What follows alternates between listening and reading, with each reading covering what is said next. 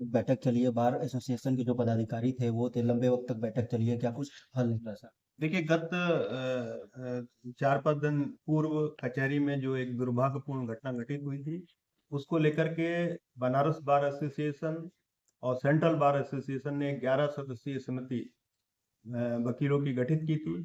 आज इस 11 सदस्यीय समिति के साथ पुलिस के अधिकारी और प्रशासन के यहाँ के मंडलायुक्त और जिलाधिकारी के साथ एक संयुक्त बैठक यहाँ पर आयोजित की गई, जिसमें यह सहमति बनी है कि इस प्रकरण की, कचहरी वाले प्रकरण की मजिस्ट्रियल जांच होगी। मजिस्ट्रियल जांच के आधार पर, उसके निष्कर्ष के आधार पर इस प्रकरण में आगे कार्रवाई की जाएगी।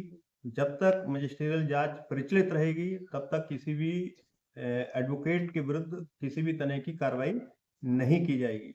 दूसरी मांग एडवोकेट्स की ये थी कि जो बड़ा गांव जो प्रकरण था, जिसके कारण, जिसके बैकग्राउंड में बड़ा गांव में एक एडवोकेट के साथ अभद्रता की बात कही गई थी, उस प्रकरण की भी मजिस्ट्रियल जांच कराई जाएगी।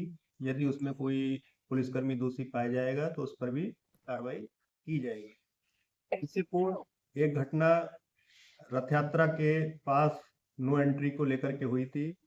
उसमें एडवोकेट्स को यह आशंका थी कि जो वकील साहब उसमें थे, उनके विरुद्ध पुलिस कोई फर्जी मुकदमे लगा सकती है, उनका उत्पीड़न कर सकती है। तो उनको पूरी तरह से आश्वस्त किया गया है कि उनके विरुद्ध कोई उत्पीड़न की कार्रवाई पुलिस के द्वारा नहीं की जाएगी। सर, सोशल मीडिया दोनों तरफ से लगातार बयानबाजी मीडिया की ओर से।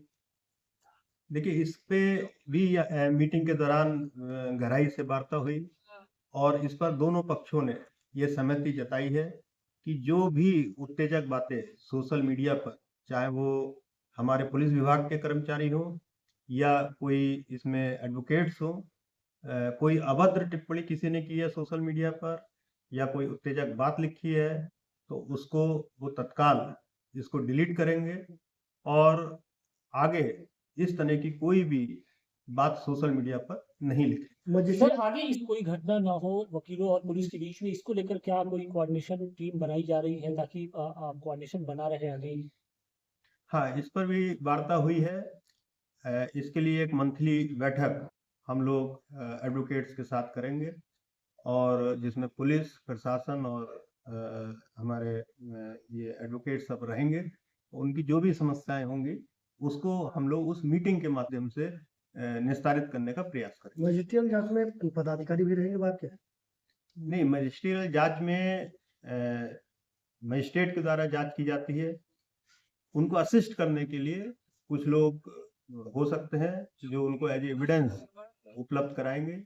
वो किसी भी पक्ष के हो सकते हैं, एडवोकेट्स भी उसमें रहेंगे, अपनी एविडेंस उसमें प्रस्तुत करेंगे और जो पुलिस के लोग हैं वो अपनी एविडेंस देंगे। उसमें कोई न्यूट्रल लोग भी हो सकते हैं, वो भी अपनी एविडेंस देते हैं। उसका प्रोसेस ही ऐसा होता है जिसमें कोई भी व्यक्ति अपनी बात कह सकता है। कितने दिन में रिपोर्ट आएगी सर? कितने दिन में रिपोर्ट आएगी? जांच कितने दिन में होगी? देखिए, इसमें अभी ये आदेश आज जारी हो जाएगा जिलाधिकारी महोदय के द्वारा, जिसमें सभी बातें क्लियर रूप से लिखी जाएगी। सर, जिन लोगों के खिलाफ मुकदमा दर्ज किया गया था, क्या उनके खिलाफ मुकदमा वापसी होगी या फिर आप लोग जांच करेंगे, जांच की कार्रवाई में? क्योंकि 10 लोगों के साथ साथ कुछ और भी लोगों के नाम सामने आए थे, लगभग 35 लोग और थे। देखिए, अभी कोई मुकदमा वापसी या धारा कम करने की बात नहीं हुई है। मजिस्ट्रियल जांच में जैसे तथ्य आएंगे, अगर उसमें कुछ तथ्य ऐसे आते हैं कि धाराएं अधिक लगी हैं या कोई नाम गलत लिखे गए हैं, तो जैसा निष्कर्ष होगा उसके आधार पर आगे की कार्रवाई की जाएगी। Thank you. महामंत्री जी, इसमें क्या नहीं? बहुत सार्थक, बहुत अच्छी बैठक हुई है। निसंदेह जो हमारी मांग थी, हमारी मांग पूरी हुई है। मजिस्ट्रेट जांच हो रही है, बहुत जल्द रिपोर्ट भी आ जाएगी और मामला समाप्त हो जाएगा। हम इंसान मानव हैं और मानवीय संवेदनाएं हमेशा शून्य नहीं होती है। अब मानवीय संवेदना जाग चुकी है।